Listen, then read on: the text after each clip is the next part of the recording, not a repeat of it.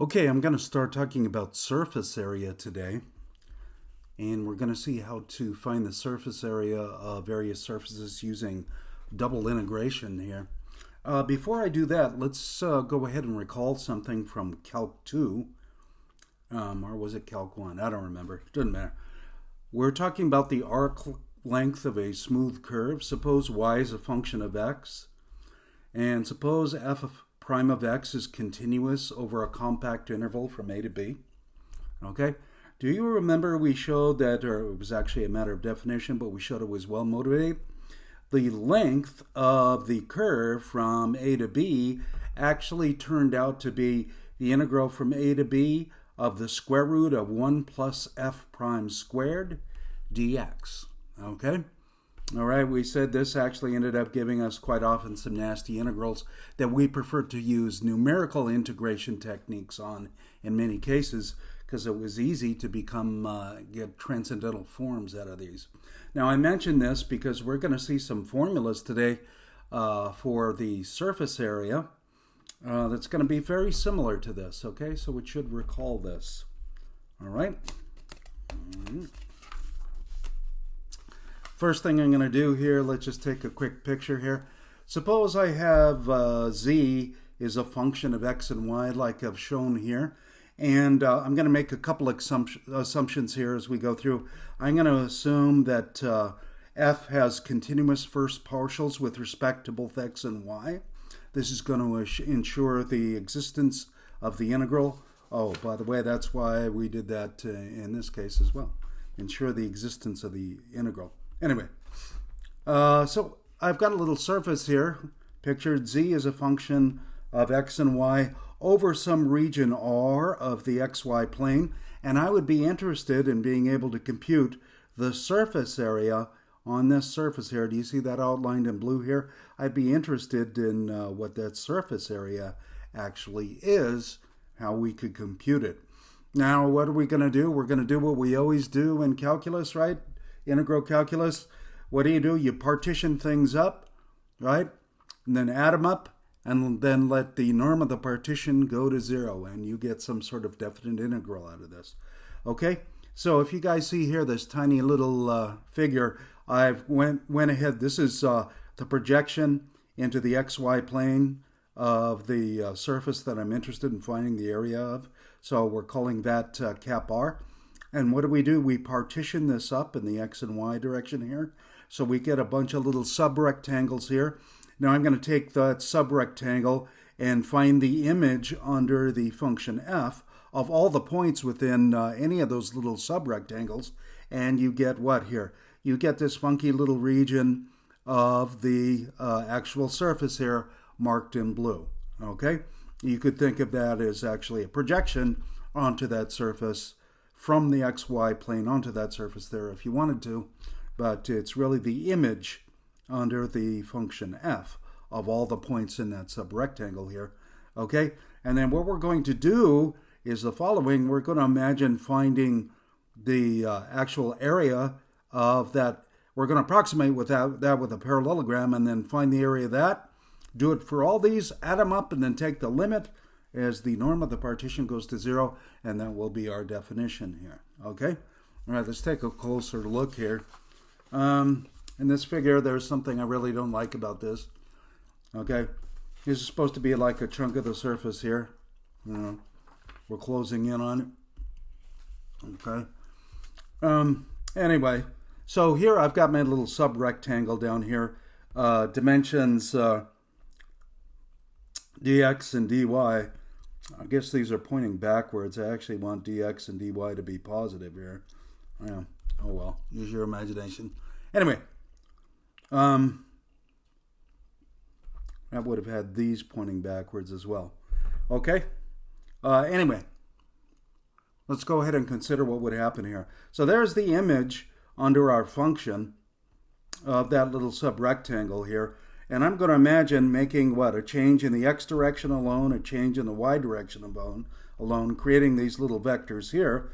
And when I imagine the image of all these points on the surface here, z equals f of x, y,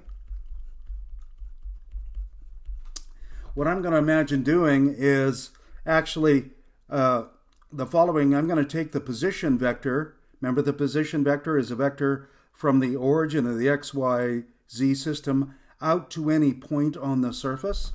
Okay, so the position vector, which I'm calling cap B with a bar on top, would be what? X, y, z, but z is a function of x and y. So this is the position vector of any point on that surface there. Okay, now I'm going to imagine changes in the x direction and changes in the y direction. Okay, and I'm going to approximate those changes in the following way. You could see if I take the position vector at the beginning of n and the end of any points here on this, making no changes in the y direction, what I'm going to do is get a change in the position vector, leaving y constant here. So I'll have a delta p, okay? A delta p. I'm going to call that vector u that's actually tangent to this at that point. That change in the position vector would be well approximated by what? The instantaneous rate of change of position vector with respect to x times the actual change in x. Likewise, I'm going to do the same thing in the y direction here. I'm going to call that vector v, which is what? Well approximated by the instantaneous change of position vector with respect to y times the actual change in y. Okay? These are actually going to be what? These are going to be tangent vectors to the surface at any particular point here. What I don't like about this in the drawing is these look like these vectors necessarily lie right along the surface at all points here. Okay, but, well, it's imperfect here. But you can imagine these vectors u and v lying along the tangent plane to the surface at that red point there. Okay? All right, so good enough here. Now, I'm interested in actually finding the area of that parallelogram. Okay? Now, if you go back and think about it, how do you find the area of a parallelogram using our vector methods? Okay? I'm going to call the area of that parallelogram on the surface here delta S. S stands for surface area. Okay? So this is the area of a parallelogram. Well, if you guys remember what we did what? If you want to find the area of a parallelogram and you've got two sides being vectors, what you can do is take the magnitude of the cross product of those vectors. Now, the two vectors lying along the sides of that parallelogram were the ones I just mentioned here, right? The partial derivative of the position vector with respect to x, delta x, and then I'm going to cross that with what? Partial derivative with respect to y, delta y. Okay? Now, unlike my drawing, I'm going to assume delta x and delta y are actually positive here. Okay? So I can actually bring those scalars outside those double bars here, and then I'm looking at this. The magnitude of the cross product of these two vectors being partial derivatives of the position vector. Okay? Now I'm going to imagine doing that for a whole partition here, like in my original drawing. You know, where I've really got this all partitioned up into a bunch of little sub-rectangles, which had to have what? My typical double subscript indexes. Okay? So, I guess I could put I and J on these ones, my little sample points. Okay? What I would imagine doing is getting what? A whole bunch of delta S sub ij's and what? Adding them all up, right? So I would get a double summation. Maybe I goes from 1 to m, j goes from 1 to n of expressions like this just above. Okay? Alrighty? So what I'm essentially doing is what? Approximating the surface area on this thing by what? All these little areas of all these little parallelograms on the surface that are tangent to the surface, finding their areas and adding them up. Okay? What's the exact surface area? Well, this is really a matter of definition here, but it's what you get if you take the limit as the norm of the partition goes to 0 of something like that. And you could see that that would be what? The double integral over r of the magnitude of the cross product of the partial derivatives dx, dy, the way I've written it here, or dy, dx, depending on the order in which you want to integrate here. If you prefer, just call that dA. It just, I'm using Cartesian coordinates in this instance. So there we go. Okay, so this is going to be how we define the surface area. Now, that really doesn't look much like my formula for arc length that I was mentioning originally here, but I'm going to show you how that works right now here. Let's go ahead and consider this case where we had what? The position vector being x, y, which are supposed to be independent variables, and then z, where z was a function of x and y. Again, it's going to have continuous first partials here in my assumption. Okay? Alrighty. Now, what we want to do, let me autofocus here just a second. What we want to do is go ahead and take partial derivatives of these guys. Remember how to do that? Partial derivative with respect to x of a vector. It's easy. Just take partial derivatives of each component here. Partial derivative of x with respect to x is 1. I'm holding y constant, right? X and y are considered independent variables here. Okay? And I'm going to use my subscript notation for partial derivatives here, at least in this instance. Okay? So this would be what? This is a tangent vector to my surface. Okay? We've seen that before. Now let's do it with respect to y. And I would get this. Okay? Now I'm going to take the cross product of the two. By the way, do you remember when we take the cross product of these two? Let's make that a little more like a x there. When I take the cross product of these two, I'm actually getting what?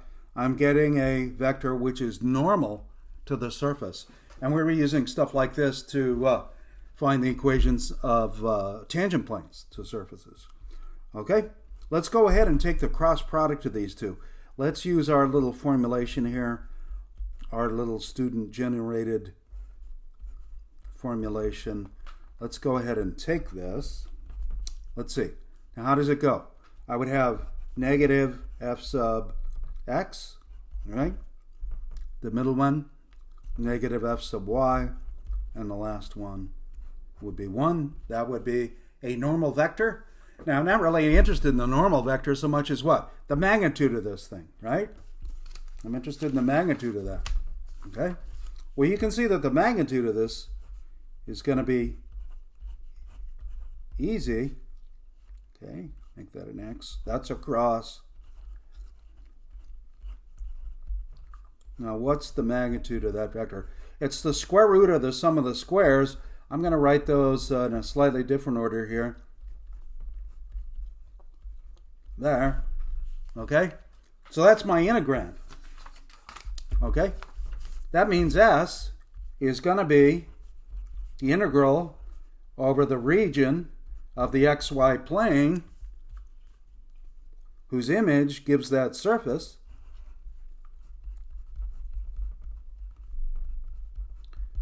And then here I'm going to have what? Dx dy or dy dx. So in a situation like this, there we go. Okay? Now, let's go ahead and compare this with my original. What was my arc length, that is. Okay? Compare that with arc length. Where's arc length? And there's what? Where's that? Hey, they do look similar, don't they? Okay? If I was to write instead of f prime, we don't usually do this. Maybe it would be a good notation. If I called that f sub x instead of f prime, right? Y is a function of x. Then I would have 1 plus f sub x squared, taking the square root and integrating that, right? It's a lot like that. Okay? Alrighty? So this is a formula 1, and remember, okay, sometimes these can get ugly, but for select problems here, we can work them out without too much problem. Let's go ahead and try a couple examples here. Okay? So I'm going to start out with an easy one here. Often the best thing to do. Example 1. Find the surface area of the part of the plane x over 2 plus y over 3 plus z equals 1 that lies in the first octant. The first octant is where x, y, and z are all non-negative. Okay? Well, let's go ahead. The first thing I would probably do here is take this thing and solve for z, right? This would pass the vertical line test in the sense any line normal or vertical, quote unquote, to the xy plane would intersect this surface at just one point, okay, or at most one point. Okay, anyway, z equals 1 minus x over 2 minus y over 3. That's your f of xy. What are we going to do with this? Well, it's really not too bad. We're going to use our formula we just developed. Let's take the partial derivative with respect to x first. That would just be negative 1/2. How about with respect to y? That's negative 1/3.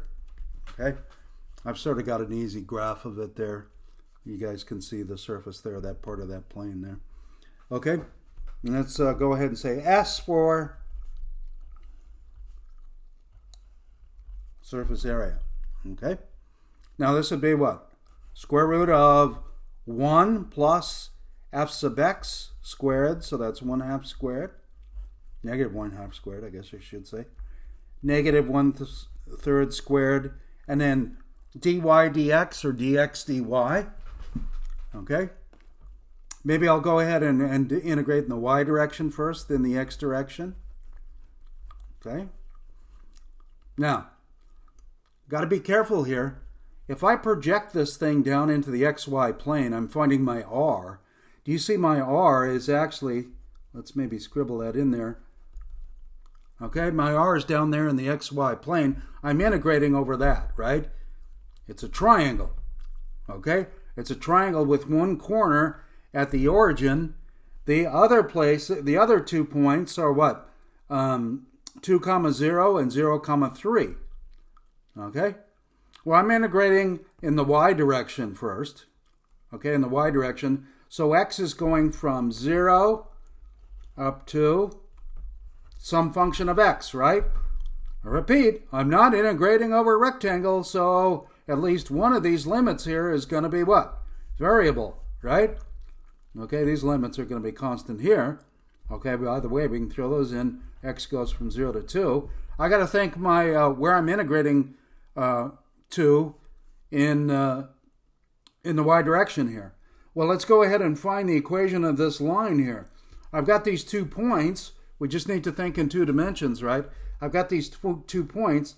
What is it? 2, 0 and what? 0, 3. That's these 2 points right here in the xy plane. Okay, I need to find the equation of the line between those two, and I'm going to have it what? Y is a function of x. So I'm looking for slope-intercept form. Okay, well, you can see the y-intercept is easy. What's going to be the slope? The difference of the y's divided by the difference in the x's is going to be the slope. That's what? Negative 3/2. So it looks like we've got what? Y equals negative 3/2 x plus 3. Let's do a quick double check here. If x is 2, y would be 0. Check. If x is 0, y would be 3. Okay?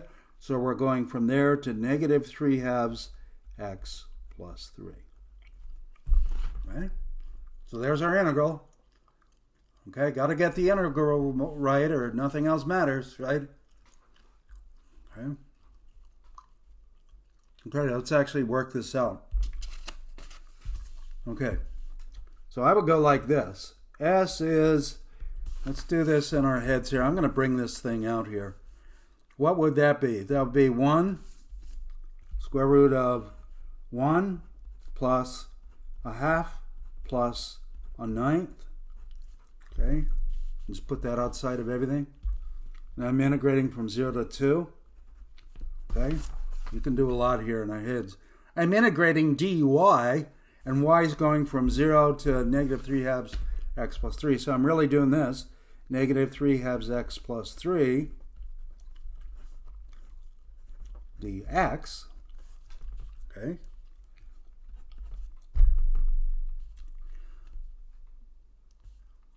Time I get my hand in there, it's got to refocus here. What are we looking at? 36th in here. Okay. Sneak my hand under here. 36 36th.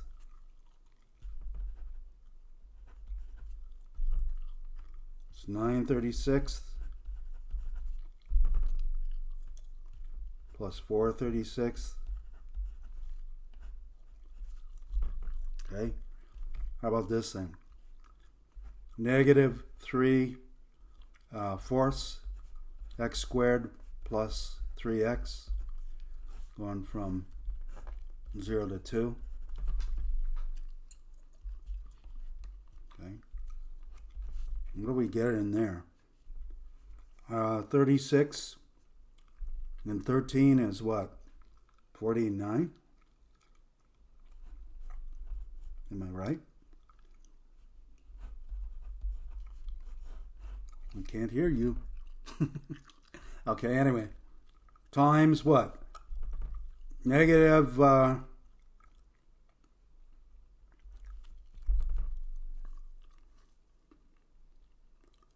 okay, 2, that's 4, negative 3 plus 6 minus 0. So that's actually what? 7 over 6 times 3 equals 7 over 2. Okay, so there we go. There's the answer to that one. All right. So let's go ahead. Let's try another one. Okay, let's try another one here.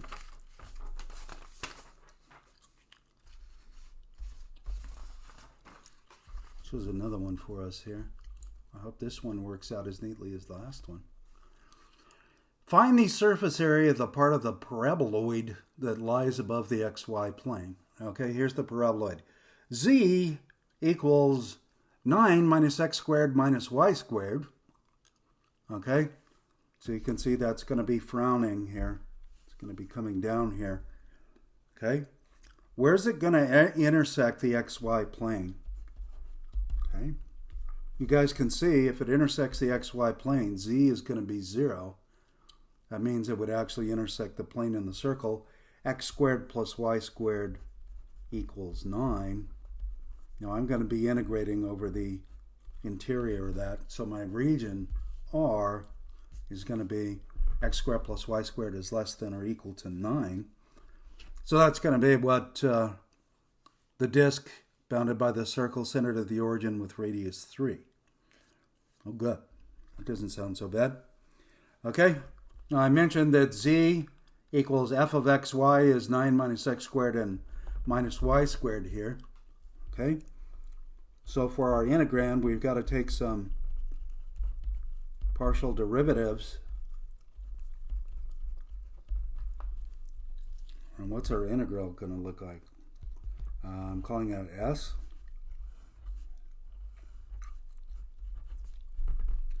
Okay. 1 plus the, don't forget your 1 in there. 1 plus the sum of the squares of these.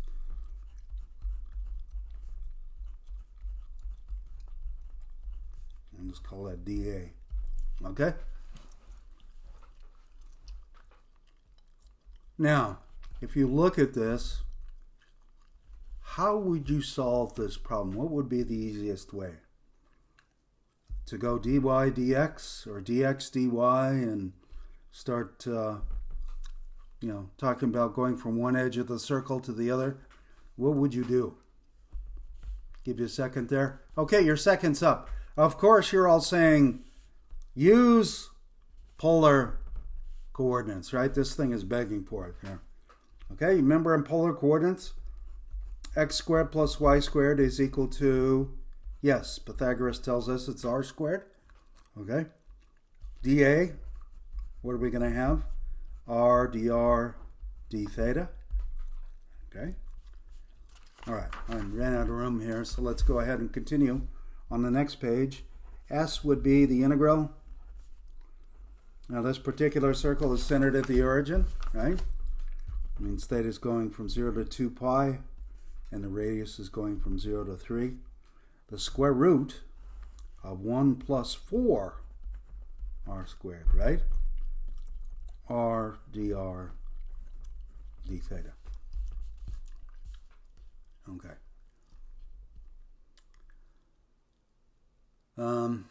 Here's something we might throw in here. Do you guys notice that, I'm sure you do, that none of this inner integral has anything to do with theta? It's independent of theta. So that's going to be some constant, right? That means I could actually separate these integrals. So if I was to separate those integrals, what would be the integral from 0 to 2 pi of d theta? Can you do that in your heads? I'm sure you can. It would just be 2 pi, right? I'm going to do that, if you don't mind, or even if you do. Okay? There it is. Now we're going to use a substitution. We all know U sub, as students like to say. Okay, du is going to be what? 8r dr.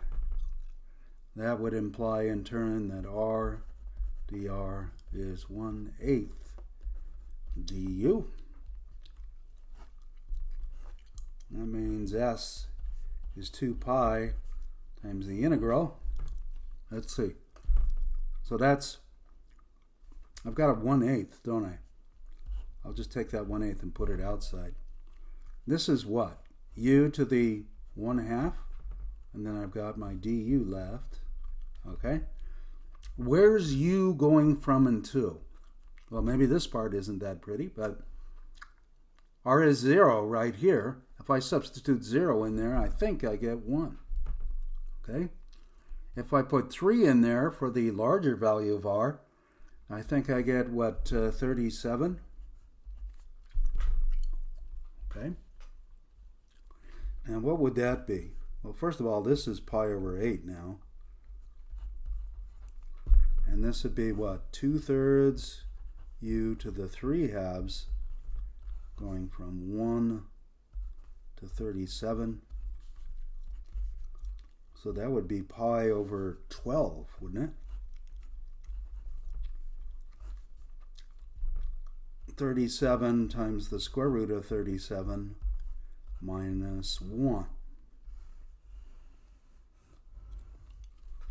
There we go. That's not so bad. Okay. Alrighty. Looks like a good problem for an exam. Very doable.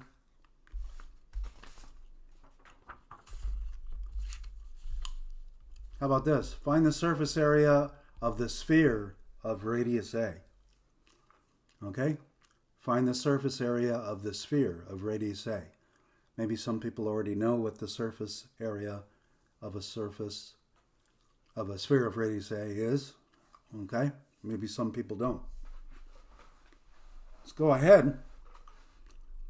Let's break the sphere up into what? An upper part and a lower part. Okay? The upper part of the sphere could be written this way. Z is the square root of a squared minus x squared minus y squared.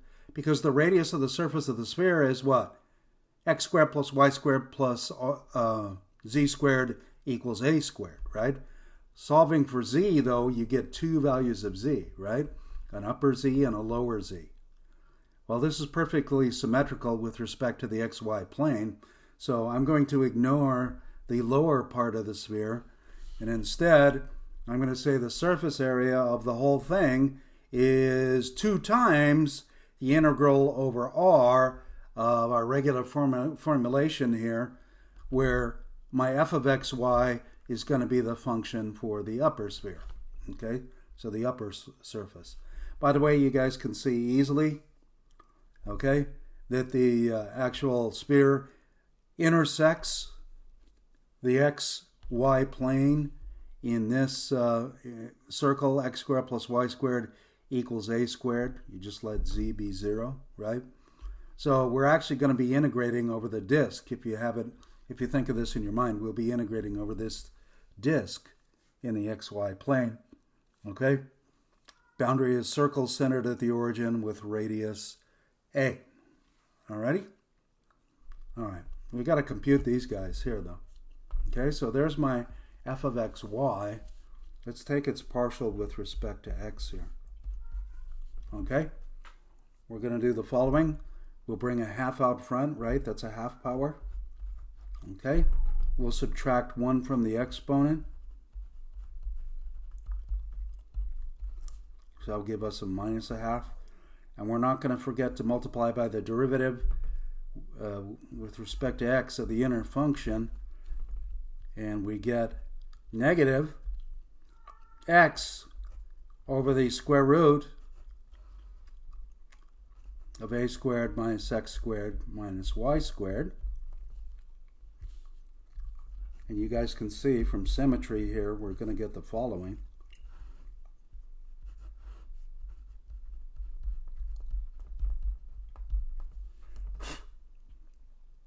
Okay. Okay, now I got to stick those in my formula here. Okay, let's consider what would happen if I did that. Okay, I'm going to be going 1 plus the square of this guy minus sign disappears. Similarly for the y here. Okay, we'll be taking the square root of that thing in a minute here. You guys notice that the common denominator is a squared minus x squared minus y squared.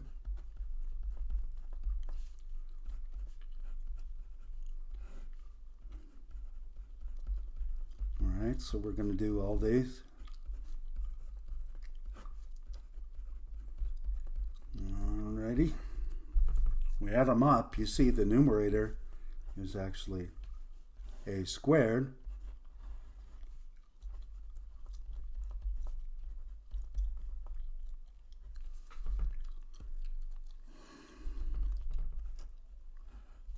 I'm going to jump to this.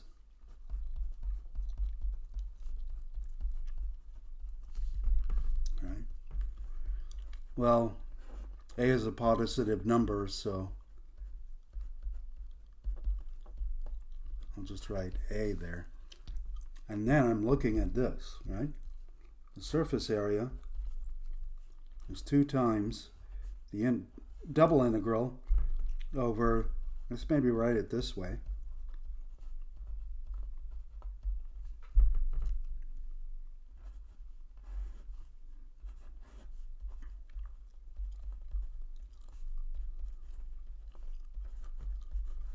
Okay. Now, what would you do in a situation like this again? Right. So you're going to do what? You're going to go to polar coordinates, right? X squared plus y squared is r squared. Okay. dA is r dr d theta. So that s is going to be 2 times the integral from 0 to 2 pi. So we're going all the way around the circle. Okay. For the disk, every r goes from what? 0 out to a. And then I've got a. I don't know why I just didn't factor out the a, but anyway. That's minus r squared in there, isn't it? R dr d theta. Okay? So we've got to go ahead and figure out how to integrate that thing. All right. Let's see again what we're going to do here. Again, you might throw this in here. Does this inner integral have anything to do with theta? The answer is no. Okay? So what I'm going to do is write this again.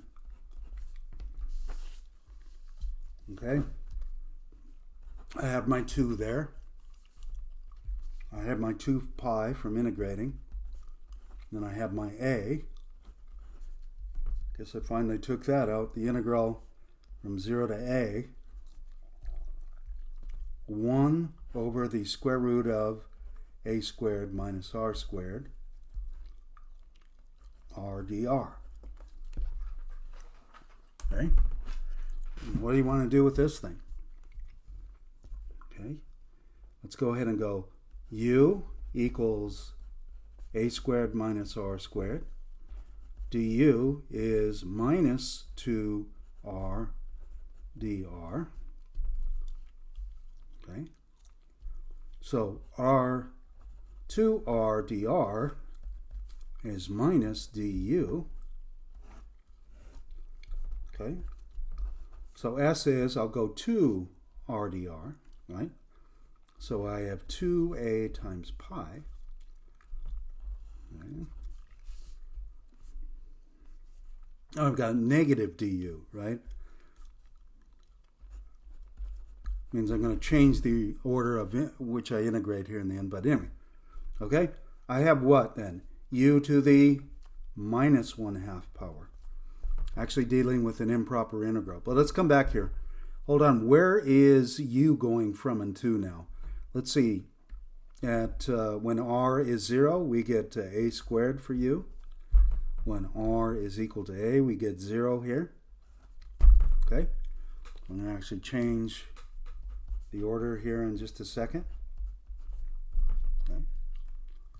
Let's get through this though. That'd be what? U to the 1/2. Then I have a 2. Right. Now I'll be going from 0 up to a squared.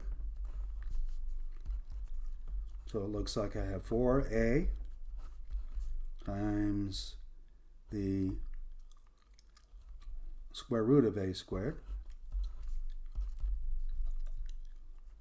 So it looks like 4 pi a squared is the surface area. Okay?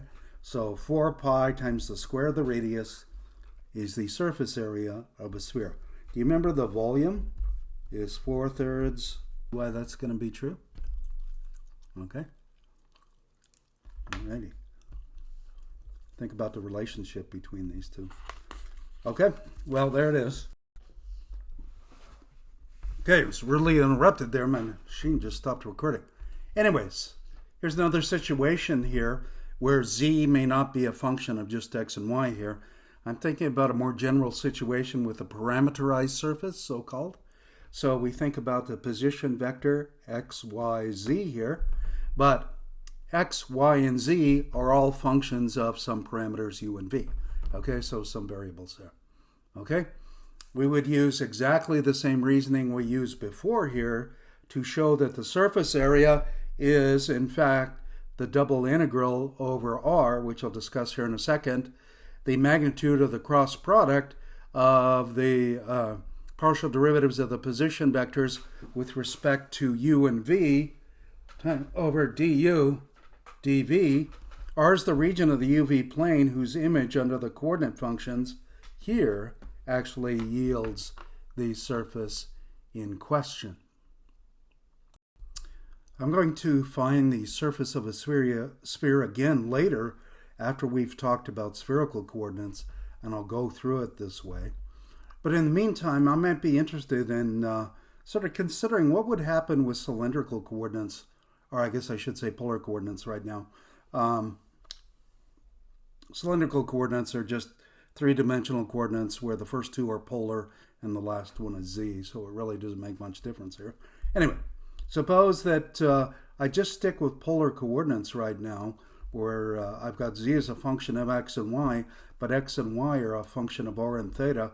What would this look like here, okay, in the case I'm dealing with that, okay? So suppose I've got my position vectors looking like this then. So P is x, which is what? R cosine theta, and R sine theta for y. And then I'm just going to write this. Z is some function of R and theta. Okay? What would this be? You know? Well, what's my u? My u is going to be R here. So I'm going to go like this. The partial derivative of this with respect to R. And I would get what? Cosine theta, sine theta, f sub r. Okay? It's the partial derivative with respect to theta. Okay? negative r sine of theta, r cosine of theta, f sub theta. Okay, let's go ahead and take their cross product. Oops.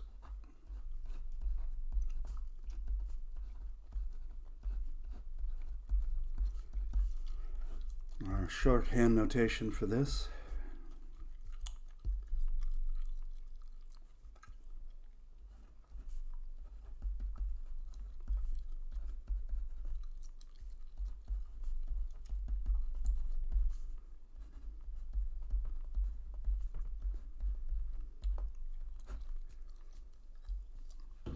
Okay. Let's go ahead and see what we get here. Okay. We get, I guess I'll put the f in front. F theta sine minus r f sub r cosine theta. Okay. This one, negative r f sub r sine theta minus f sub theta cosine theta. Here, I'm going to do this real fast for you. I'd get r cosine squared minus negative r sine squared. Sine squared and cosine squared is 1. So we actually end up with r right there. Now, if I'm interested in the magnitude of this thing,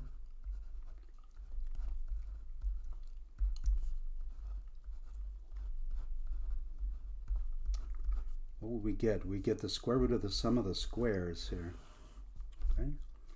I get f theta squared sine squared theta minus 2 r f theta sine cosine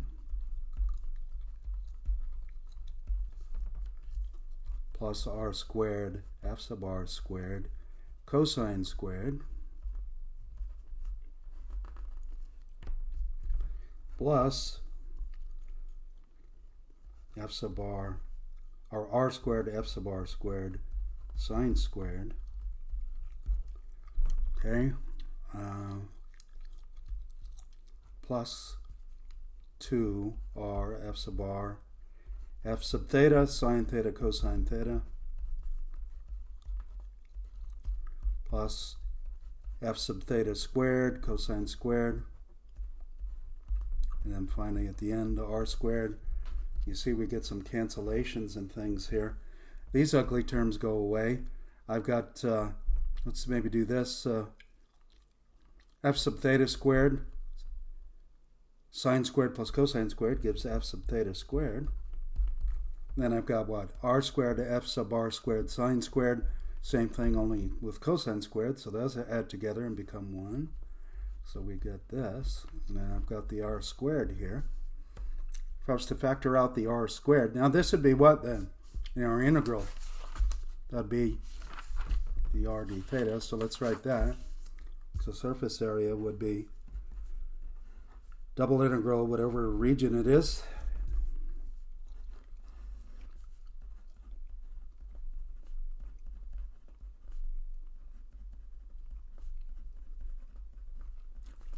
dr d theta. Okay. If you wanted to actually, factor out the r squared here, and we'll be assuming that we would integrate with respect to increasing r, so the square root of r squared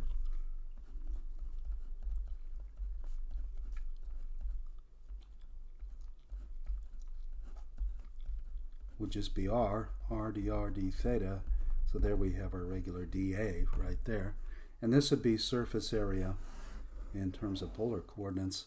So instead of 1 plus f sub x squared plus f sub y squared, this would be the formulation in terms of polar coordinates in a case like this. Okay? In a case like that. Alrighty, that should be good for now. Bye.